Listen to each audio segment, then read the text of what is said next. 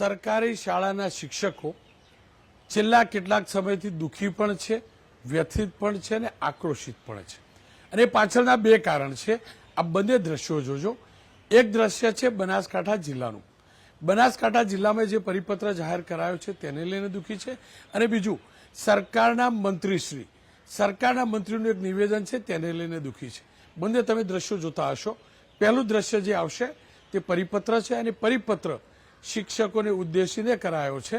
પરિપત્ર શિક્ષણ અધિકારીનો છે. પરિપત્રમાં કહેવાયું છે કે શિક્ષકો શાળા દરમિયાન મોબાઈલનો ઉપયોગ નહીં કરે.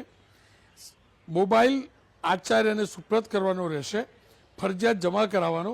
સાથે એ પણ કહેવાયું છે કે વસ્તી ગણતરી સહિતની જે પણ કામગીરી છે તે શાળા સમય બાદ કરવી.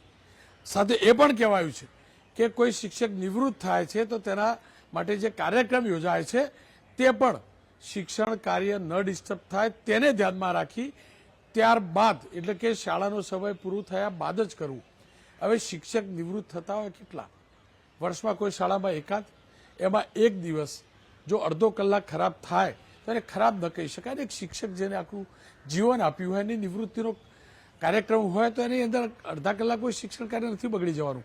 પરંતુ આ પ્રકારનો પરિપત્ર ચોક્કસથી જાહેર થયો છે.